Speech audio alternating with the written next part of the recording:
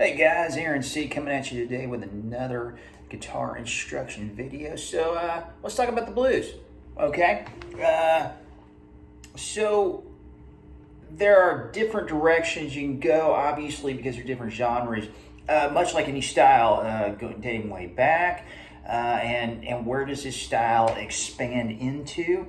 So for example, because a lot of blues went on to influence jazz, obviously a big pillar for you rock and roll guys, because a lot of the early rock and roll guys were big blues players.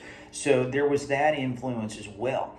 So let's just talk about some basic how-tos, some basic places that I like to go with the blues, little seasonings you can add, little common ground.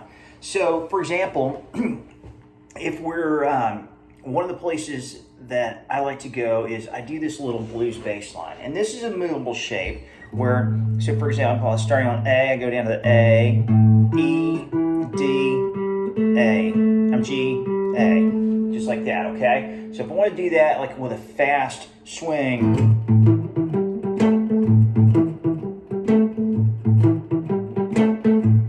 so the bass might do that. I can do that with the bass.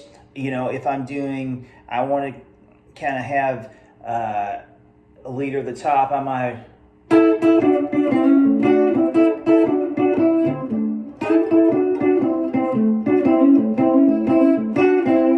something along those lines. Now, if I want to make a little more of a drive, I can take that same bass line, slow it down a little bit. Same notes as I was doing earlier.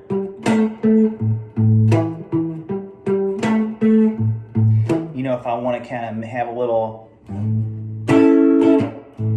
A7, if I want to take it to that shorter A7 and kind of do that little A.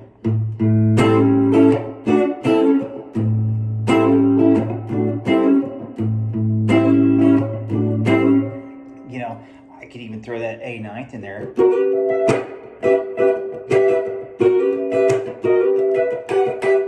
Kind of do that little James Brown thing if I wanted.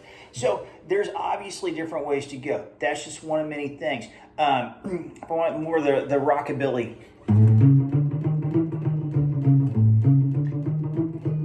I have that on the bass. On the high end, I might be going. Now I'll do that kind of A short chord. And kind of do that little trail off thing as well. So obviously kind of got to depend on which way you want to go. Do you want to slide into your notes, kind of the Chuck Berry? Okay, do you want to do more of that? Do you want to bending more of that B.B. King? Little trail off, little B.B. there. Excuse me. So those are just a couple of things you can do there. Okay, so you kind of have to decide which style you want to go. Obviously, the bending is going to be more of a rock sound. That jazz guys, your rockabilly guys, a little Chuck Berry was notorious for sliding.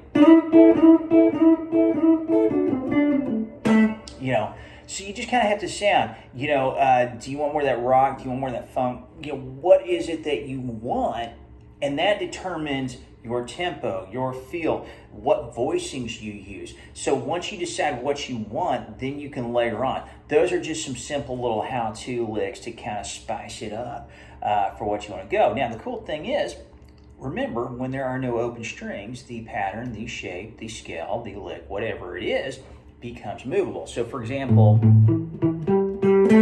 I can move that down, say the song's in G. All right, that's great. No open strings, movable shape, movable pattern, okay? Same thing I did in A. Okay, so always keep that in mind with those things that you're doing.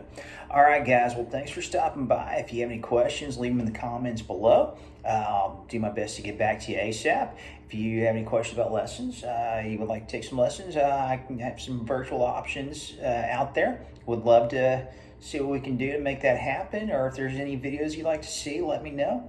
So guys, thanks for stopping by. We'll see you next time.